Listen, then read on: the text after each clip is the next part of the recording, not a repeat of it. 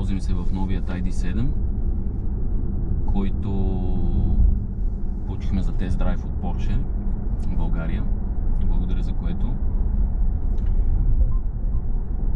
Имаме същата батерия и реално разполагаме с същото задвижване на задния мост, но може би до тук свършват всички прилики, защото ID7 в сравнение с ID3, ID4, ID5 и изобщо ID автомобилите, с които поне аз съм се запознавал доскоро, са доста по-различни.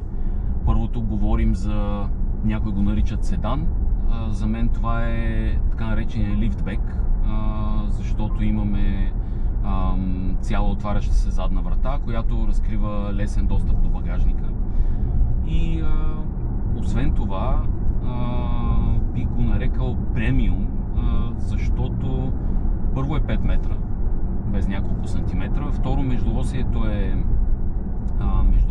3 метра, което способства за огромно вътрешно пространство, включително и на задния ред. Като казвам огромно, не преувеличавам изобщо. При правилно позиционирана седалка за мен, аз съм около 1,89,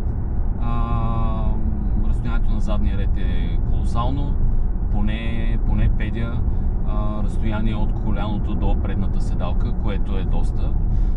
Имаме също така и нещото, което всъщност в много голяма степен различава ID7 от неговите предшественици и събратя ID серията, е качеството на изработка и комфорта в купето. Не казвам, че предходните модели на ID4, на ID са били шумни или недобре изолирани, но имаше оплаквания по отношение на качеството на материалите, имаше оплакване по отношение на обезшумяването при ID3, например, което разбира се коригира с промените, които бяха въведени с фейслифта, но тук сме на едно съвсем друго ниво. И то не само като качество на материали, не само като екстри, които са добавени, но и като цялостно усещане за автомобила. Имаме първо обдухване и подгряване на предните седалки едновременно, което по принцип е екстра, която се среща в не чак толкова голям брой автомобили, включително и от премиум класа. Имаме също така удобното памет, имаме разбира се срещу доплащане, но памет имаме и на двете предни седалки, които спомагат за прикачване и слизане, т.е. като отворим вратата, седалката се премества назад. След това, като седнем и посегнем за копчеем колана, седалката се премества напред, за да застане в възможно най-удобно положение, като това важи включително и за седалката на пасажера до шофьора. Имаме пристягането на колана лекото, което се случва след като автомобилът потегли. Това са все неща, които до сега поне аз не помня да са били налични в някой Volkswagen, включително и в Touareg. Говоря за пристягането специално на колана. Това е нещо, което дава някакво усещане за премиум, за сигурност и така нататък. Като пътно поведение автомобил е, разбира се, конкретният екземпляр, който в момента управляваме, снабден с адаптивното окачване, което подлежи на настройка с много различни позиции. Това позволява различните предварително зададени модове като Еко, Комфорт, Спорт и Индивидуал. Като в момента пътуваме в режим Комфорт. Това, разбира се, ни дава възможност да преодоляваме без проблем неравностите на пътя, колкото и неприятни да са те. В случая такива реално няма да ни предстоят кой знае колко много, защото в момента излизаме след малко на магистрала Струма и този участък от нея, който в момента функционира. В конкретния случай се включваме на пътния възел при Благоевград. Това, което аз намирам за удобно и разбира се не е нещо, което не е съществувало до сега в другите ID модели, е безжичното свързване на мобилното устройство с инфотеймент системата и възможността за използване на различни навигационни данни, като Waze, като Google Maps и така нататък, който каквото предпочита, разбира се. Много сериозно впечатление прави големината на централния дисплей. Дъщеря ми вчера, като влезе в колата, каза защо има тук монтиран телевизор. Реално наистина това е най-големият дисплей монтиран до момента, в който и да било Volkswagen, със сигурност от ID серията. Ако не се лъжи изобщо, в марката Volkswagen доста е интуитивен, доста е лесен за употреба и същевременно доста бърз. Малкият дисплей, който е централният пред водача, разположен на волана,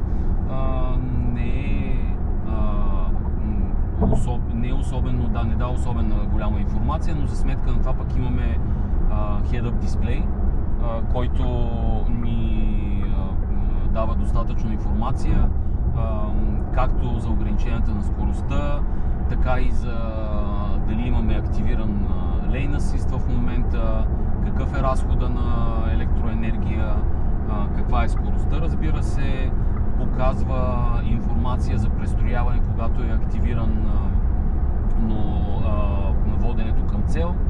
Имаме също така и информация, когато при активиран Lane Assist настъпваме лентата. Разбира се, волана ни връща по някой път обратно в пътното платно, но това са все екстри, които разбира се са ни познати от последните няколко, може би вече почти 10 години в Volkswagen. Поведението на Volkswagen ID7 на магистралата е повече от прекрасно. В комфортен режим е може би леко мек за моя вкус, но пък при нормално шофиране без особени рискови маневри в завой и така нататък, съвсем приемливо. Изобщо не можем да говорим за някакъв дискомфорт при преодоляването на неравностите на магистралата, фугите на мостове и така нататък. Разбира се, ако някой обича по-бързото шофиране, може би режима спорт би бил по-удачен, защото това значително втвърдява окачването, значително подобрява управляемостта, защото леко втвърдява волана. Все неща, които способстват за по-приятното и по-контролирано усещане при поведението в серия от бързи дори завои, включително и на магистралата. Виждаме тук основният дисплей, който е централният, така да наречем, дисплей информативен на ID. Виждате при включване и изключване на фаровете, съответно той се активира и деактивира в светъл или в тъмен цвят. В момента визията му е с светъл цвят поради факта, че се движим в светлата част на денонощието. Какво друго интересно? IDA, така е кръстен гласовия асистент на Volkswagen, е доста чувствителна от гледна точка на активиране и съответно ние можем да изключваме и да я включваме през менюто на автомобила. Аз в момента съм изключил, защото честно казано по някой път се намесва, независимо от това какво си казал, разпознава някакви думи, които ги смята за активиращи за нея, и това, честно казано, за мен е малко дразнещо.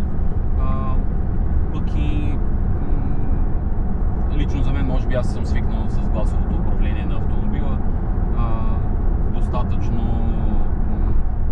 Достатъчно лесно могат да бъдат включени и различните функции. Било през бързите менюта, в които са зададени тук горе на дисплея, било през волана, когато става въпрос за асистентите. Така че не виждам изобщо необходимост, за мен лично поне, да имам активиран гласови асистент на Volkswagen. Трябва да сте много внимателни с бутоните горе, които са за Volkswagen Assistance и така нататък, работят, включително в България, което е много удобно и полезно.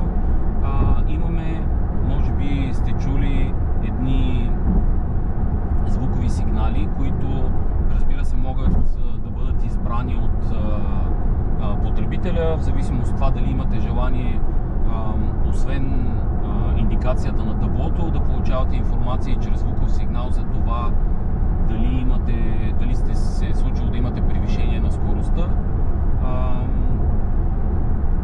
Един или два пъти сигнализира звуково, като в head-up дисплея се появява една малко удивителна до знака за ограничение на скоростта, примигва толкова пъти, колкото се включва звуковата сигнализация, и след това, разбира се, ви оставя да счупите главата. По отношение на разхода на гориво, винаги съм казвал, че разхода на гориво зависи на глупости. По отношение на разхода на електроенергия в случая, винаги съм казвал, че той зависи в голяма степен от начина, по който шофирате, къде шофирате, колко е натоварен автомобила, какви са атмосферните условия, как сте настроили климатизацията на купето. Реално в момента навън е 15 градуса, 20 градуса е настроен на климатичната система на автомобила, като компресора климатичния е изключен. Движим се с магистрална скорост около 140 км в час и за момента средният ни разход е 19 кВт на 100 км.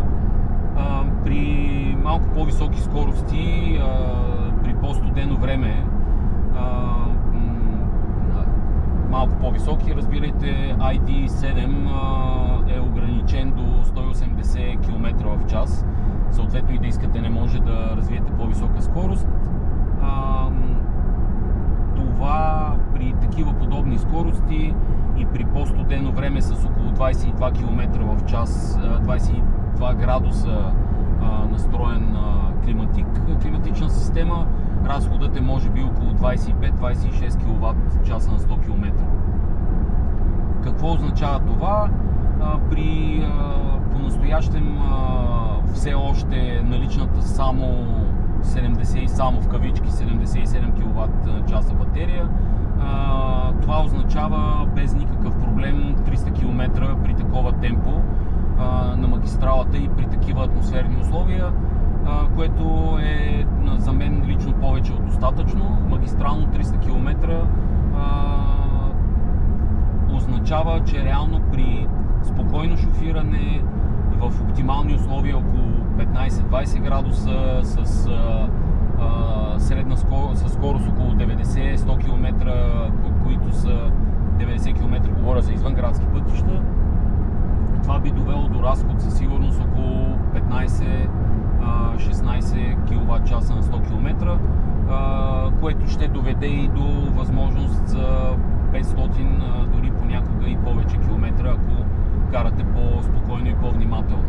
Това най-вече има значение не толкова само скоростта, с която се движите, а дали правите резки ускорения и спирания, като това, разбира се, винаги води до по-висок разход на електроенергия. Плавното шофиране, това, разбира се, важи не само за ID7, но в момента говорим за него. По-плавното шофиране води до по-нисък разход на енергия.